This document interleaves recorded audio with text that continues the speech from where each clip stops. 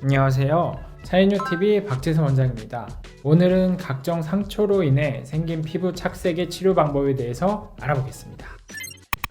사실 모든 상처들은 착색을 남길 가능성이 있는데요. 대표적으로 여드름 염증, 화상, 넘어진 후에 생긴 찰과상, 습진, 아토피 등등 착색이 생겨서 오신 분들이 많습니다. 가장 중요한 건 착색이 생기지 않도록 주의하셔야 되는데요. 먼저 상처의 염증이 더 악화되지 않게 초기 처치를 잘해야 한다는 겁니다. 이렇게 흉터 착색을 예방하는데 염증 관리가 중요한 이유는 피부에 염증이 생기는 경우 피부 진피층에 멜라닌 세포가 자극돼서 색소가 생기게 되는데 염증이 심할수록 더 많이 멜라닌 세포가 자극돼서 진한 착색을 남길 수 있기 때문입니다. 그래서 염증이 심한 화농성 여드름의 경우 염증 주사 치료를 통해서 조기의 염증을 빨리 가라앉혀 주는 게 착색 예방에 가장 도움이 됩니다. 또 넘어져 생긴 상처의 경우 상처 부위가 먼지나 각종 세균에 의해 염증이 악화될 수 있어 깨끗한 물에 상처를 씻고 소독을 해준 후 드레싱을 하는 것이 가장 중요합니다.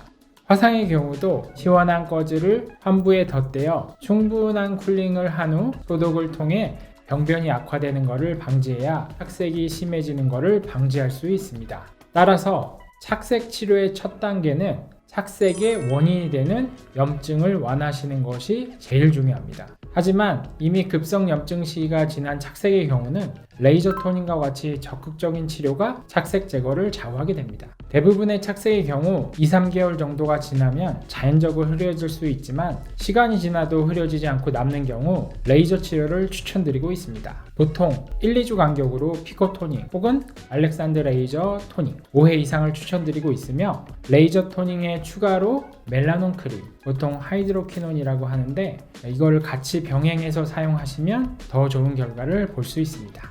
멜라논 크림의 경우 광과민성이 있어서 연고를 얼굴에 도포한 후에 햇빛을 보게 되면 홍반을 동반한 염증을 일으킬 수 있어 자기 전에 1회 얇게 도포하시는 것을 추천드립니다.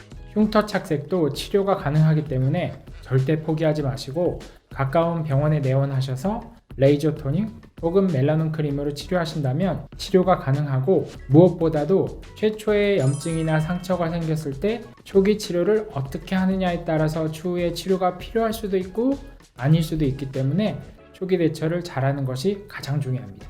오늘은 흉터 착색이 남지 않는 염증 관리법과 착색을 제거하는 방법까지 알아봤는데요. 이미 착색이 생겨 고민이신 분들께 도움이 되셨길 바랍니다. 지금까지 차인유 박재선 원장이었습니다. 감사합니다.